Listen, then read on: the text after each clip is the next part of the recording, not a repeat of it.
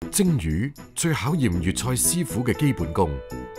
東星斑就係高檔粵菜宴席上嘅常客，古志輝嘅處理手法別具一格。因為呢個大骨呢不容易熟，有骨頭呢吃起來也不方便。這個魚呢處理好了，砂鍋可以蒸啦。撒鹽、抹油，保證魚肉蒸製後鮮嫩可口。呢個係普通技法，但古志輝嘅操作顛覆常人嘅經驗，唔用蒸箱，改蒸為浸。以前香港70年代初叫一班廚師叫佢嚟擺酒，呢叫到會。我有10圍嘅要蒸魚嘅，即係冇咁多蒸箱。咁個廚師咧諗到咧條魚咧就燒大鑊水嚟浸熟佢。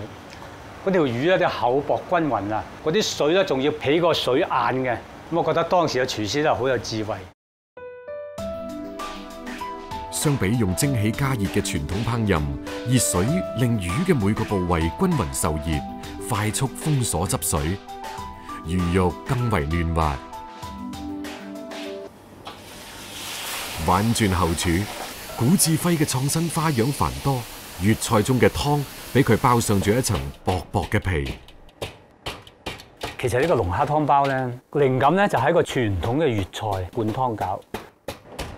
將原隻龍蝦同其他海蝦敲碎，再落鑊煎出油脂同香味，最後加入清水煲成濃湯，冷藏後呈啫喱狀，再將濃湯啫喱同花膠、鮮蝦撈勻做餡料，將包好嘅湯包放入碗裏面蒸熟，一個半透明、晃動住鮮美汁液嘅花膠龍蝦湯包出爐啦！篤穿包嘅外皮，花膠同龍蝦濃湯湧出嚟，睇一眼食指大動，試一啖鮮美至極。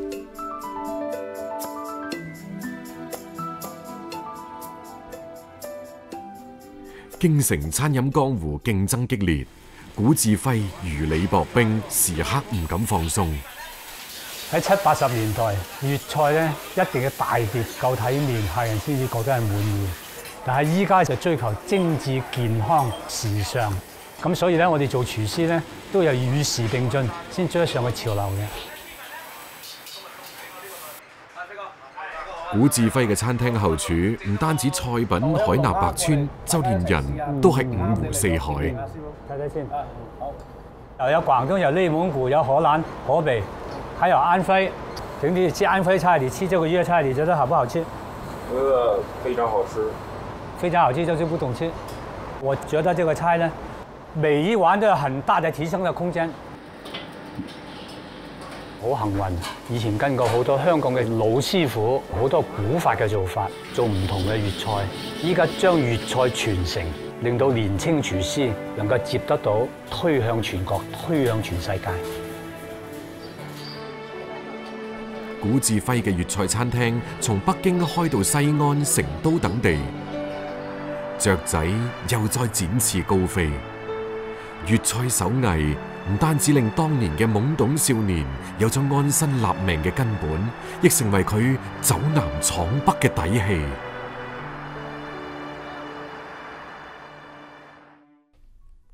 雷公山聳立喺苗嶺山脈之中，2000米海拔嘅高度，令佢成為長江水系同珠江水系嘅分水嶺，亦成為咗粵菜南征北戰嘅驛站。好久沒出去玩啦，所以玩到按喇叭。這個路線永遠是跟着美食變的。對，哪裡有好吃的就去哪裡。對。哎，下個宇宙石板太好了，全部是青苔。喺貴陽擁有8家餐廳嘅大廚宋德新同好朋友朵朵一得閒就向野外跑，既係為咗要揾原生態食材，都係要向老鄉學整當地菜。這個米酒補一下，好香啊！補一下米，你倒一下。不，帶點給這。誰是盤子上？苗家人嘅蘭門好酒都攔唔住兩個人嘅腳步。門前有塊地，有菜場，有魚塘，太幸福了。他們羨慕我們，我們羨慕他們。我抓住自己。嚟自湛江雷州嘅宋大廚見到山野之物，彪悍氣質自然流露。熱情好客嘅當地人用一圍火鍋款待貴客，清水做湯底，辣椒做蘸水，煮一切食物。呢個係苗家人最常見嘅烹飪方式。宋德新試過美食，更寄養難耐，約定老鄉一齊切磋廚藝。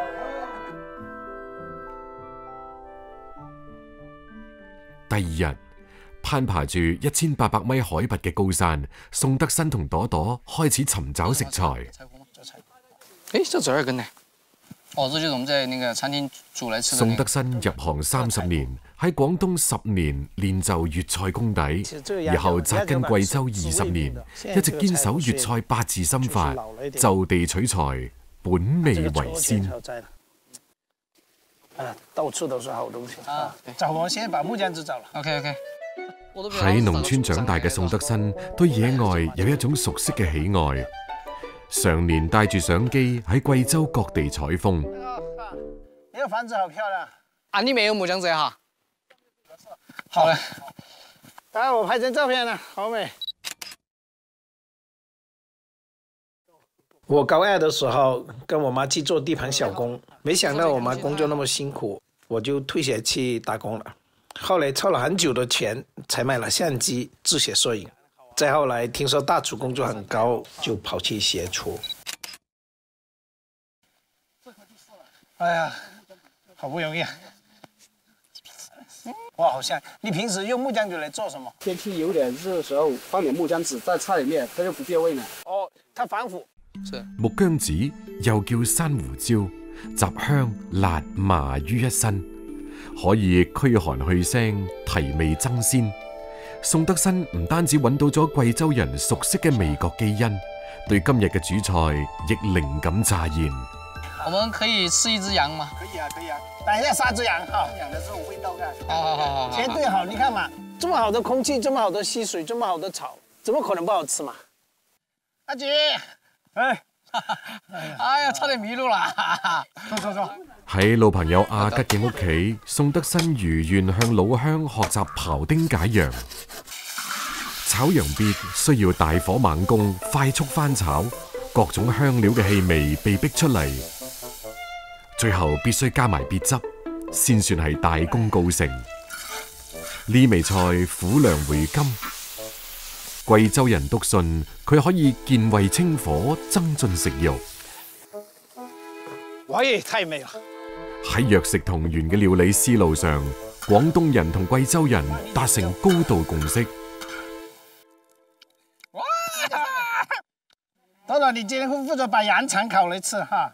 我都沒有幫我姑娘編過頭髮，幫羊腸編個頭髮。哇，爆漿啊！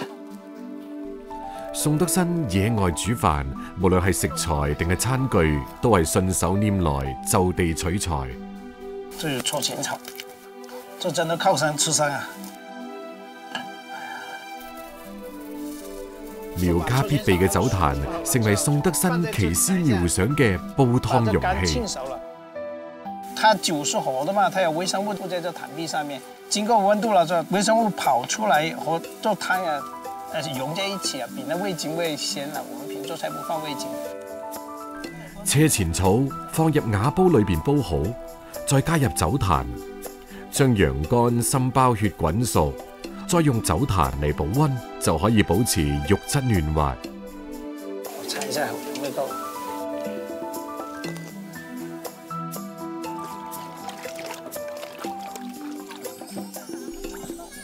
宋德新嘅鄉下湛江以白切菜式聞名，佢將羊腩成塊放入粥水裏邊，再加羊肉同柴胡入去，煮半個鐘頭。將羊腩攞出嚟，放到清涼嘅溪水裏面浸泡。呢道菜係佢送俾老鄉嘅一個驚喜。那個白銀豬手就是丟在水裡面，忘記了，就要不斷的沖，就成了這個名菜哈。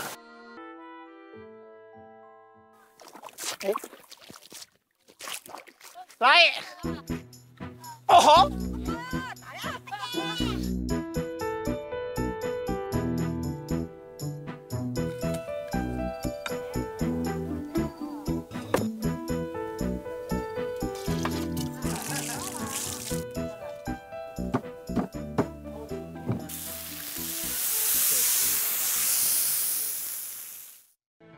好山好水提供咗原生態食材，少數民族沉澱咗各具特色嘅烹飪技法。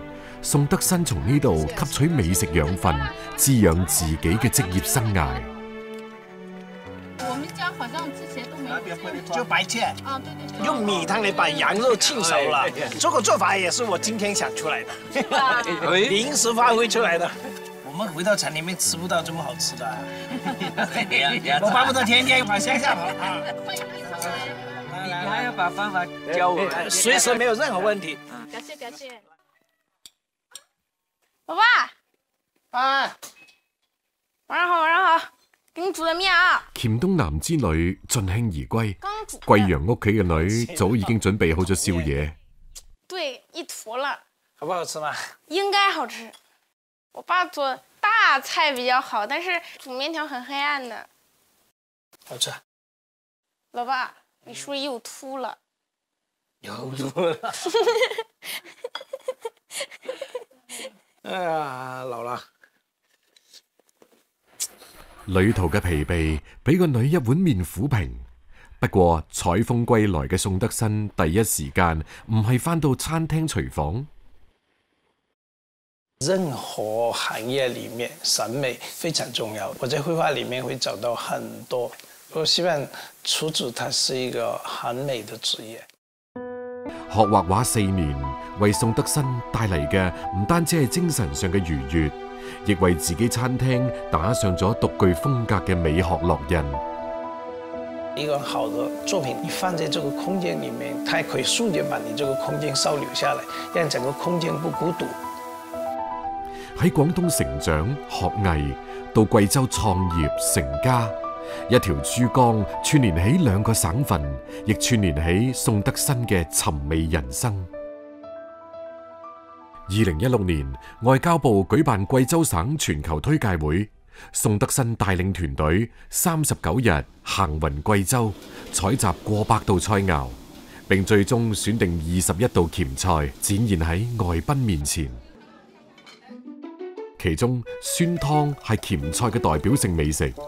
宋德新沿用傳統食材，另一道家常菜變身成為優雅西餐。當時是有個規定，不能端到壇上去，所以呢，我們就要變。我覺得粵菜給我的是一個很好的功底，就是羹的做法。然後我們在裡面加入定放了，它就半凝固的狀態。因為外國的朋友呢不止一次的，所以呢，我們就必須要把魚的肉拆出來。用鄉下雷州嘅海鹽炒熱後放入砂鍋，將貴州土產嘅雞肉燜熟，再同雲貴高原嘅雞葱菌撈勻，一味菜混合咗唔同嘅地域風味，成就咗新嘅粵菜體驗。香料木薑子喺研壓瞬間迸發芳香，只需幾滴。混入橙汁裏面做成冰沙，為清淡嘅海膽帶嚟酸甜麻辣嘅雪糕口感。現代的物流飛速化哈，整個冷鏈系統打破了這樣的一個界限，會呈現更豐富的餐桌。這個碗窯是羊的碗窯，是那天從山上帶回來的。碗窯在貴州用的挺少的哈。用動物網油果魚清蒸係粵菜裏面嘅古老手法。貴州土特產糟辣椒搭配脂香浸潤嘅南極鱈魚，似乎都得。羊網窯嚟包這個魚，我第一次做，我也不知道到底成功還是失敗，但是我願意去探索。